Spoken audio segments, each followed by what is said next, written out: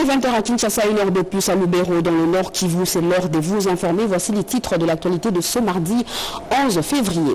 La Cour constitutionnelle affiche désormais complet. Les deux juges nommés récemment par le président de la République ont été présentés à la nation avant que leur serment ne soit reçu par le chef de l'État. La zone opérationnelle de Lubero, dans le Nord Kivu, a accueilli le vice-premier ministre, le ministre de la Défense nationale et des anciens combattants. Le moral des troupes est au zénith et l'engagement de restaurer l'intégrité du territoire national reste intact.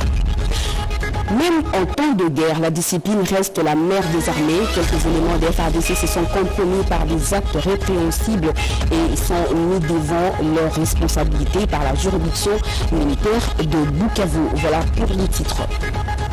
Mesdames et messieurs, bonsoir. Très heureuse de vous retrouver à travers cette grande édition d'information sur la chaîne nationale. Solennellement, deux juges font leur entrée à la Cour constitutionnelle et un nouveau procureur général près cette Cour prend possession de son office. Ils ont été présentés à la Nation, à l'Assemblée nationale, au Sénat et au Conseil supérieur de la magistrature. Le président de la République, Félix Antoine Tshisekedi Tshilombo, a reçu leur serment.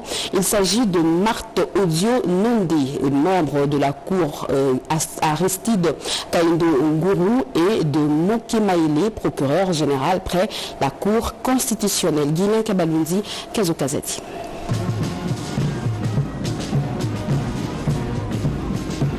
C'est sur pied des articles 10 et 16 de la loi organique du 15 octobre 2013 portant organisation et fonctionnement de la Cour constitutionnelle que la cérémonie de séjour trouve tout son sens.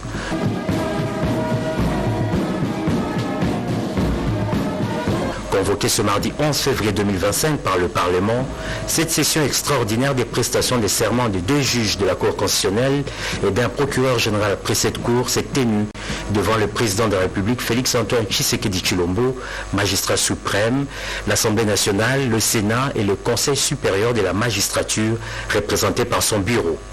Dans son allocution, le conseil principal au collège juridique et administratif a circonscrit le contexte de cet événement et a ensuite présenté la biographie des assermentés. Il s'agit de Marthe Odio Nondé, membre de la Cour, composante présidence de la République, Aristide Kaindo Nguru, membre de la Cour, composante Parlement, et de Moke Maïlé, procureur général près la Cour constitutionnelle. Ils ont tous été nommés le 13 janvier 2025 à la suite d'une série d'ordonnances signées par le chef de l'État.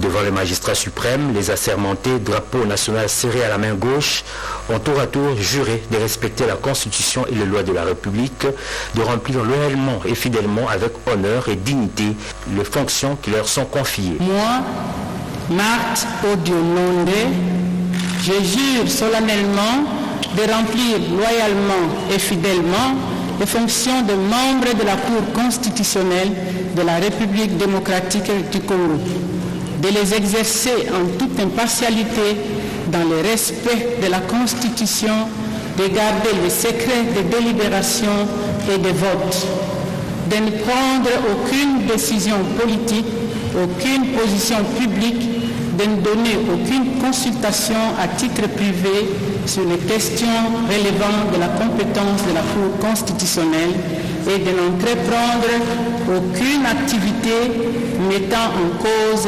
l'indépendance, l'impartialité et la dignité de la Cour.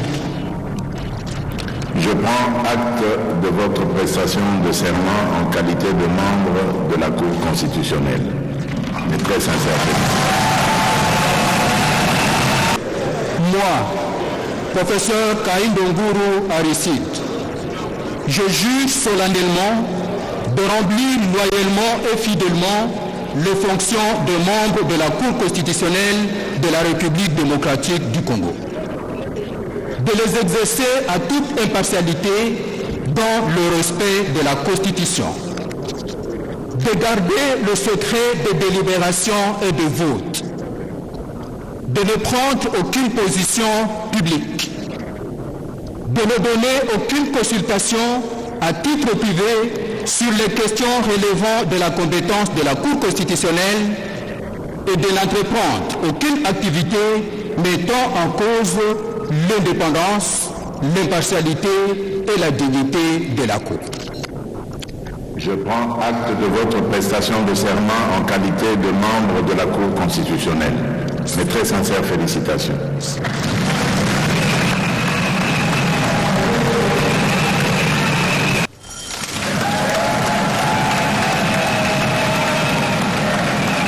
Je jure de respecter la Constitution et les lois de la République démocratique du Congo, de remplir loyalement et fidèlement, avec honneur et dignité, les fonctions qui me sont confiées. Le président de la République a pris acte de leur prestation de serment et les a félicités. Je prends acte de votre prestation de serment en qualité de procureur général près la Cour constitutionnelle. Mes très sincères félicitations.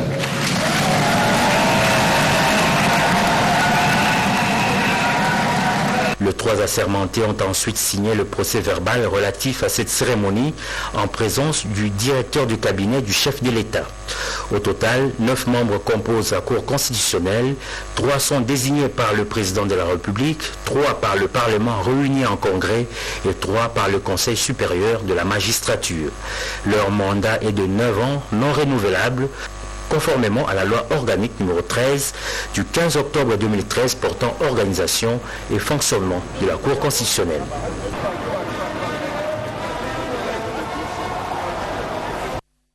Après la cérémonie de prestation de serment des 2 nouveaux juges et le procureur général près la Cour constitutionnelle devant le Parlement et acté par le chef de l'État, le président de l'Assemblée nationale, Vital Kamerhe, et quelques députés ont réagi, insistant sur l'unité et la cohésion nationale en faveur de la population de l'Est. Rodépanda, Anastasie Doumbou et Jenny Chabani. Je viens de vous dire à tous les Congolais, quelle que soit la durée de la nuit, le soleil finit par se lever. Nous vaincrons. Et le Congo va réaliser son rendez-vous avec l'espérance, qui ne se décourage pas. Soyons tous unis comme un seul homme derrière le président de la République et derrière nos forces armées. Et ayons toujours une pensée pour les populations du Sud Kivu, du Nord Kivu, du Ituri, qui souffrent sérieusement. Et évitons des invectives, des insultes et des injures sur les réseaux sociaux. Ça nous divise et ça profite à l'ennemi. Bon, je pense que dernièrement, nous avons tenu une session extraordinaire sur la question.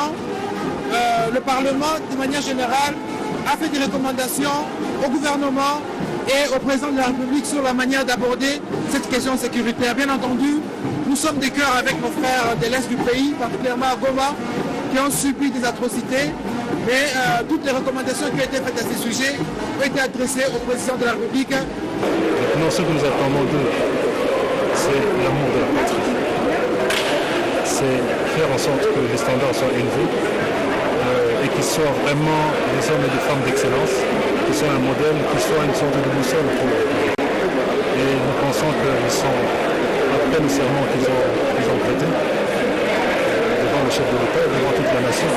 Les Congolais doivent s'attendre à ce que les institutions du pays continuent à fonctionner en dépit de la guerre injuste qui nous est imposée à l'Est, que la population ne puisse pas avoir peur. C'est vrai que la situation elle est critique à l'Est du pays, mais le pays continue de fonctionner. Ces institutions sont toujours en place, donc nous devons être unis et solidaires autour du chef de l'État pour que nous puissions mettre fin à cette aventure. Nous attendons beaucoup de ces membres de la Cour constitutionnelle. Nous attendons beaucoup et la population attend beaucoup de ces membres. Ils vont accomplir leur mission loyalement, parce qu'ils viennent de prêter serment. Il y a eu des juges de la Cour constitutionnelle qui ont quitté après avoir accompli loyalement leur mandat, dont l'un était représentant de la présidence de la République et l'autre du Parlement, et donc n'avait plus, n'est-ce pas, à ces deux institutions de pouvoir désigner les deux juges et le couronnement de tous et la cérémonie aujourd'hui, sans oublier aussi le remplacement des nouveaux procureurs généraux pour la Cour constitutionnelle. Donc aujourd'hui, la Cour constitutionnelle affiche au grand complet et ça ne peut que satisfaire tous les Congolais. Voilà. Ce qui vient de se passer aujourd'hui, c'est conformément à l'article 10 de la loi portant organisation et fonctionnement de la Cour constitutionnelle et la Constitution de la République, l'Assemblée nationale et le Sénat.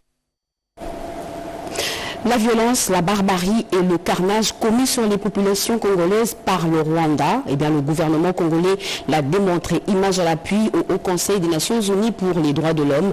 Patrick Mouyaya, porte-parole, et les autres membres de l'exécutif national qui ont pris part aux missions sur la sécurité dans la province du Nord et Sud Kivu ont échangé avec le président de la République à la Cité de l'Union africaine, Jules Tshilumbai et Kazo Kazati. Après la participation de quelques membres du gouvernement aux différentes missions consacrées à la situation humanitaire et sécuritaire dans la province du Nord et Sud Kivu, le président de la République, Félix Antoine Tshisekedi, a eu une séance de travail avec ses délégués de la RDC.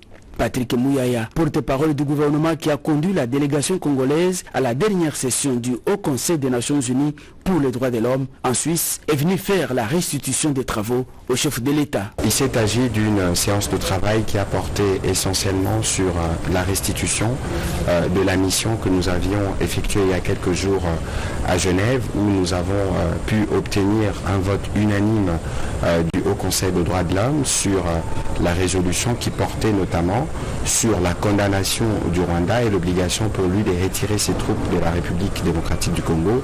Nous avons eu l'occasion au cours de ces travaux à Genève de démontrer la barbarie, la violence et le carnage qui ont été commis sur nos populations innocentes. Nous sommes donc venus discuter avec le président de la République les contours de ces travaux tels qu'ils se sont déroulés, mais aussi les ressentis des autres États qui se sont montrés solidaires de la République démocratique du Congo et qui ont condamné, en tout cas dans les termes les plus clairs, les agissements du Rwanda, et qui a été cristallisé par le vote d'unanimité de la résolution que nous avons proposée, qui permettra dans un bref avenir d'avoir une mission qui viendra établir les faits, en tout cas de tous les crimes qui ont été commis, et plus tard une mission d'enquête qui viendra faire l'enquête sur les crimes commis depuis janvier 2022, parce qu'il faut mettre fin au cycle de l'impunité qui permet la répétitivité des crimes.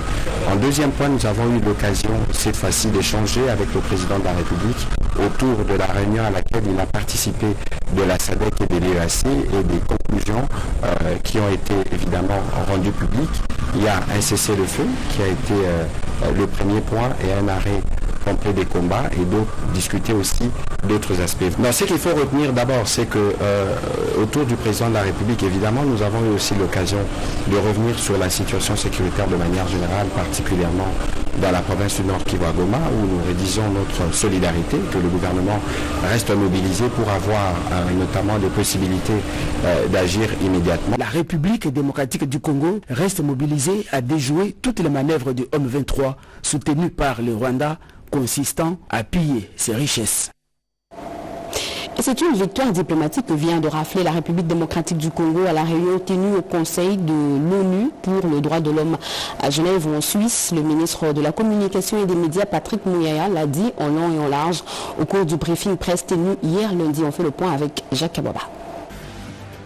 Au cours du briefing presse de lundi 10 février, le ministre de la Communication et Médias a fait le compte rendu de la réunion tenue au Conseil de l'ONU pour les droits de l'homme en Suisse. À l'initiative de la RDC sur la situation sécuritaire dans sa partie Est, et notamment à Goma au Nord Kivu.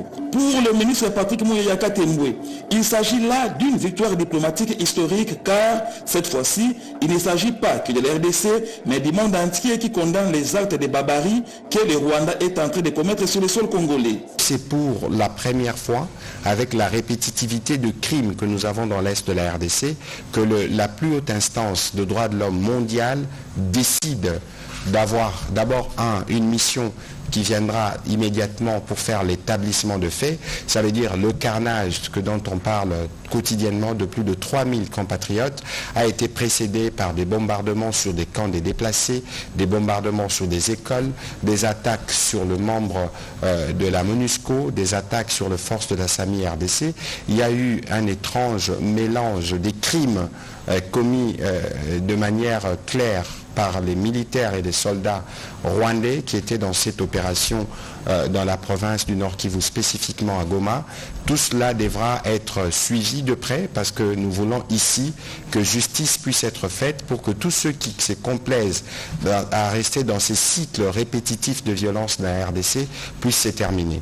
Tous ces pays du monde qui se sont exprimés, qui ont dit clairement le nom du bourreau, le Rwanda, et la nécessité pour lui d'abord de retirer ses troupes du territoire de la République démocratique du Congo, mais aussi de cesser d'apporter ce soutien à ces mouvements pantins du M23 que vous connaissez bien de mauvaise réputation.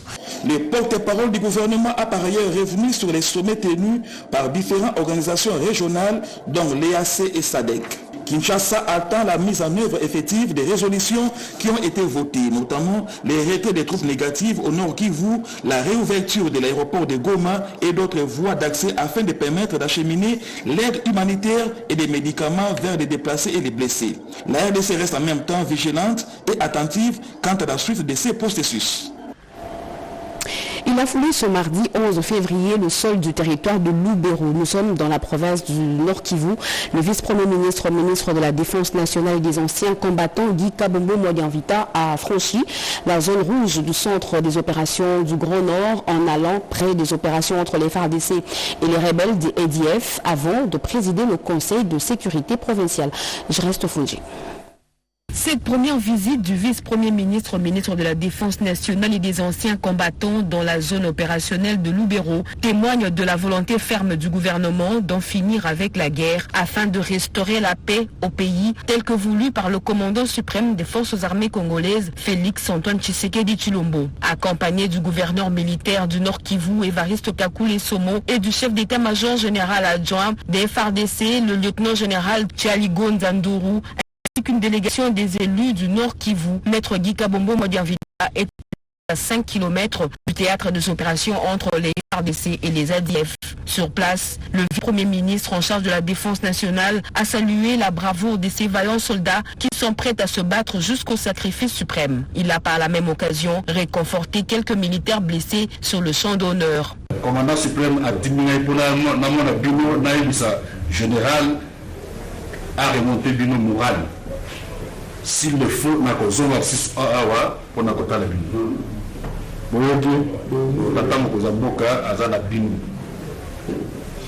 dans le ministre de la Défense, jamais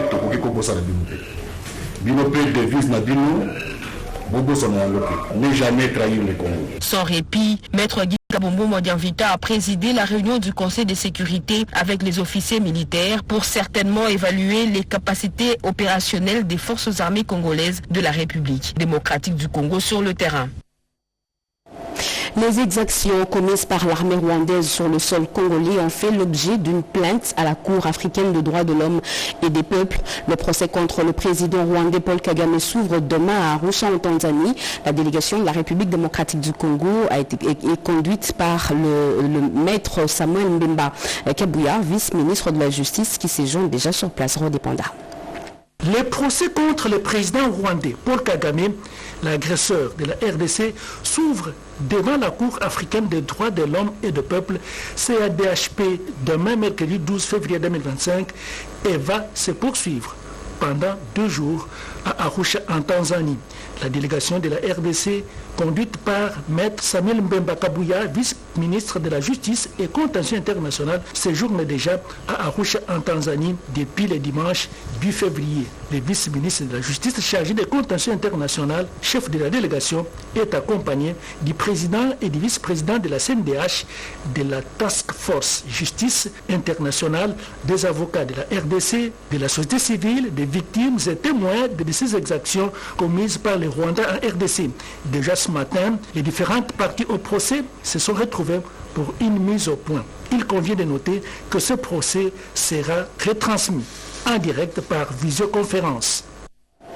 Nous vous l'avions dit en titre, il s'est ouvert hier lundi à Bukavu un procès en flagrance mettant en accusation les militaires indisciplinés ayant commis des actes graves et répréhensibles sur la population du territoire du Sud Kivu. Cette audience foraine se tient au cercle sportif La Botte dans la commune d'Ibanda. C'est un reportage de Freddy Bahati et Mariam Mouiga.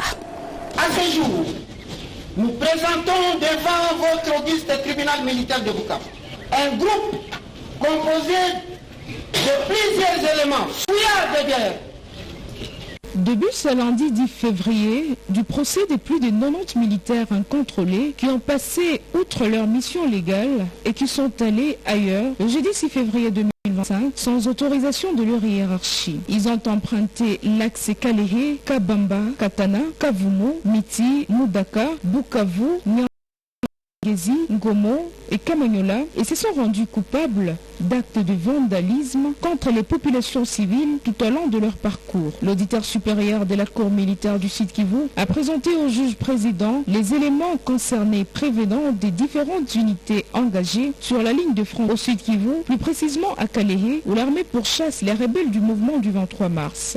L'officier du ministère public indique également que d'autres éléments sont détenus à Ouvira dans le cadre de cette affaire. Il convient de préciser que les présumés coupables sont reprochés d'avoir commis des infractions ci-après: fuite devant l'ennemi, viol, meurtre, pillage, perte d'armes, révolte et dissipation des munitions. Cette première audience en chambre foraine a été consacrée essentiellement à l'identification des accusés. L'audience a été tenue au cercle sportif de la Botte en Comédie Banda dans la ville de Bukavu. Le patriotisme oblige. Les jeunes de la génération Anthony Tshisekedi se sont rangés derrière l'initiative Don de sang, un acte fortement symbolique pour venir en aide au FRDC et au Wazalendo. Marie-Reine et Renate Kolonga. Pour répondre à l'urgence au soutien médical immédiat en faveur des blessés de guerre victimes de l'agression rwandaise, face à ces supplétifs du M23, les jeunes de la génération Anthony Tshisekedi, conduits par leur coordonnateur Kleber Mwalaba, ont fait un don de sang devant les bâtiments abritant le Parlement à Kinshasa. Profitant de cette occasion, ils ont encouragé le chef de l'État, Félix Antoine Tshisekedi Tshilombo. Nous profitons de l'occasion de saluer le patriotisme du premier citoyen de la République, son Excellence M. Félix Antoine Tshisekedi Tshilombo, puisque nous savons qu'il a en lui cet esprit-là de nos pères fondateurs de l'indépendance. Ils ne veulent pas que nous, la population, nous soyons asservis par une population étrangère qui est le peuple rwandais, qui viennent commettre des affres au niveau de l'Est à cause de nos richesses. Le chef de l'État a vraiment déployé une diplomatie que nous disons agressive et agissante, alors qu'on nous faisait croire une lutte de pseudo RCD, M23, donc tous ces troupes rebelles, alors qu'en fait c'était le Rwanda et Paul Kagame qui étaient derrière ça. Rappelons qu'à l'issue des affrontements qui ont eu lieu entre les forces armées de la République, le Wazalendo contre les militaires rwandais, avant la prise de la ville de Goma, dans le Nord Kivu, plusieurs civils ont été tués par les militaires rwandais. Il s'est de rappeler que ces tueries à l'est de la RDC durent déjà depuis plus de 30 ans, entraînant la mort d'environ 12 millions de Congolais. Solidaires à la République démocratique du Congo, victime de l'agression rwandaise, les Sénégalais ont manifesté devant l'ambassade de la RDC à Dakar, une manière de dire non à la balkanisation de ce pays frère. Oscar Balkaïch. Venus manifester devant l'ambassade de la RDC à Dakar leur soutien au peuple de la République démocratique du Congo et plus particulièrement aux victimes de la guerre de Goma, ces jeunes africains des ONG et ASBL, toutes tendances confondues, défenseurs de la paix, de l'équité et du droit de l'homme, étaient porteurs de messages et mémorandums de soutien et de solidarité adressés à l'endroit du président de la République, Félix Antoine Tshisekedi Tshilombo, aux populations du Nord Kivu, aux FARDC, ainsi qu'aux patriotes volontaires Wazalendo. Je suis là pour envoyer un message aujourd'hui, pour envoyer un message de cesser la guerre, un message de cesser le feu. Tout en déplorant ces conflits meurtriers dont fait face l'Est de la République démocratique du Congo, Larry Foumoussa, l'un des membres de la coalition, a exprimé son indignation en martelant que le manque de paix en RDC va affaiblir à coup sûr cette nation, mais également entraver le développement de la région et compromettre ainsi l'avenir de la jeunesse africaine. En tant qu'Africains, nous ne pouvons pas rester indifférents et rester des simples spectateurs, voire même des témoins par rapport à ces crimes dont sont victimes nos frères et sœurs. Et comme nous ne pouvons pas accepter que nos dirigeants, les chefs d'État africains, se mobilisent lorsqu'il s'agit d'un conflit en Europe et voir autant de silence pesant lorsqu'il s'agit d'un conflit qui tue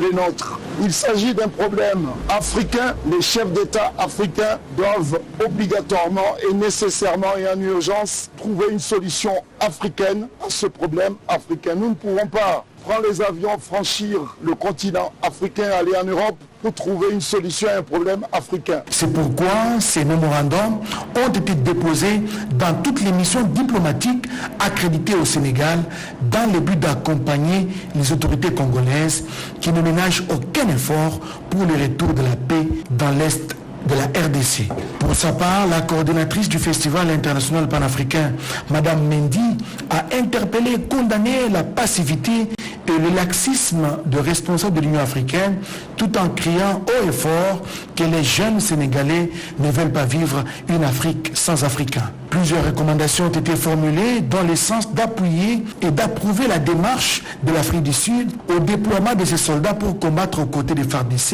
et des Ouazalendo. Ils ont ensuite remercié les États africains qui sont solidaires à la République démocratique du Congo en ces temps difficiles. Situation sécuritaire dans l'Est du pays, le Consortium pour la paix et le développement monte au créneau et appelle à la cessation immédiate des hostilités et à la sauvegarde de la sacralité de la vie humaine. L'appel a été lancé par la coordonnatrice nationale Marine Bouzaïna. Regardez. Ces violents combats d'affrontement ont causé et continuent à causer plusieurs morts. À cela s'ajoutent les munitions non explosées qui représentent un danger significatif.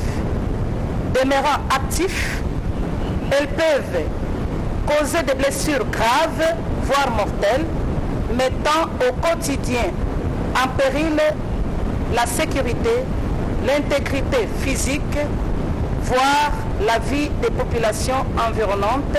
S'ajoute à cela l'évasion des détenus de la prison centrale de Munzenze à Goma, qui a occasionné des viols collectifs d'une centaine de détenus de femmes avant que l'aile qui leur était dédiée ne soit incendiée, entraînant leur mort. Les perturbations de transport entravent sérieusement l'acheminement de l'aide et des fournitures, rendant davantage difficiles les efforts d'intervention et de secours. Les femmes et les enfants, victimes par excellence de ces conflits armés, craignent la généralisation de cette situation. Le consortium appelle toutes les parties prenantes au conflit à mettre en place en toute urgence un couloir humanitaire afin de sauver des vies innocentes. Le consortium recommande la participation active et effective des femmes dans toutes les initiatives de recherche de la paix, car elles sont des victimes par excellence dans tous les conflits armés. Lancement de collecte de fonds de soutien au FRDC par la section de l'UDPS Mongafula qui se mobilise des énergies contre l'agression rwandaise. Cédric Elena. C'est une instruction du secrétaire général de l'UDPS, Augustin Kabouya. Les partis présidentiels se mobilisent de la base au sommet pour consacrer l'éveil patriotique. La section Mongafula commune a, dans le cadre de sa réunion hebdomadaire, organisé sous la conduite du deuxième vice-président chargé des questions financières, une matinée sur la situation sécuritaire dans la partie est du pays. Le mot d'ordre est clair, un soutien conditionnel aux forces armées de la République démocratique du Congo, leur commandant suprême, Félix Antoine Tshisekedi. Nous souhaitons que nos militaires puissent réussir leur mission, parce qu'ils ont la mission. Nous ne pouvons pas perdre notre pays à cause d'un petit pays comme le Rwanda. Nous devons, par tous les moyens, essayer de récupérer le territoire qui est occupé par le Rwandais. Il était question de voir comment récolter les moyens auprès de chaque membre à présenter à la hiérarchie de ces partis en guise de soutien à nos vaillants soldats. Nous ne pouvons pas laisser nos militaires à l'est là où ils sont. En tant que parti présidentielle, nous devons prouver que réellement nous sommes avec le président de la République, ainsi que nous avons contribué à leur performance là-bas en nous cotisant le peu d'argent que nous avons. D'autres activités sont prévues pour cette fois. Une large mobilisation. Et dans la droite ligne de la mise en œuvre des orientations du gouvernement congolais sur la réforme de la facture normalisée, la DGI, en collaboration avec l'ONEC, a organisé la formation des formateurs sur le contenu, l'utilisation et l'importance de la facture normalisée. On fait le point avec Jacques Mégy et Patrick Kachala. Pas une seule école sans banc. Le mot d'ordre du commandant. Une grande formation des formateurs venus de l'Ordre national des experts comptables et de la Direction générale des impôts. La DGI et l'ONEC tiennent à l'appropriation de la nouvelle réforme sur la facture normalisée. Ça n'apporte pas de travail supplémentaire aux entreprises, rien. Les gens vont faire leur facture comme à l'accoutumée, mais avec un dispositif électronique fiscal que nous appelons le DEF en abrégé. Un dispositif ayant des spécifications de la Direction générale des impôts et porte des mentions qui sont spécifiques à ces factures-là. Et c'est pour ça qu'on parle de facture normalisée. La matière sous la facture normalisée a été bien assimilée par le participant. Après 14 ans de la mise en place de cette réforme sur la TVA, on s'est rendu compte que cette taxe n'a pas procuré des ressources à l'État comme cela avait été attendu. C'est ainsi que l'État a initié une autre réforme qui est la facture normalisée. Un mécanisme qui permet à ce que toute entité qui produit des biens et services lors de sa facturation puisse émettre une facture avec un dispositif électronique fiscal de manière à ce que lors de la déclaration, l'État aura beaucoup plus de recettes et ça va permettre aussi à ce que l'on puisse accroître l'assiette. Donc un plus grand nombre de ceux qui n'étaient pas connus par les impôts vont être connus aussi au niveau des impôts. Cette formation a été sanctionnée par la remise des attestations des participations à tous les participants. Les soucis des organisateurs est de rendre effective la mise en œuvre des orientations du gouvernement congolais sur la réforme de la facture normalisée en République démocratique du Congo. Fin de ce journal, mesdames et messieurs, merci d'avoir suivi. Merci à vous qui nous suivez à Goma, au nord, qui vous tenez bon. Nous sommes ensemble. Merci à l'équipe rédactionnelle, Sylvie Makumbani, Dien Balaka, Edith Chala, et la réalisation était assurée par Patrick Bapula, sous la supervision de Jean-Pierre Ndelodemazou. L'actualité continue sur nos antennes retrouvées à 23h. Marie-Louise Mbela, demain 7h, Rue Diski Toutou. Moi, je vous retrouve très prochainement sur la chaîne nationale. Prenez soin de vous. Au revoir.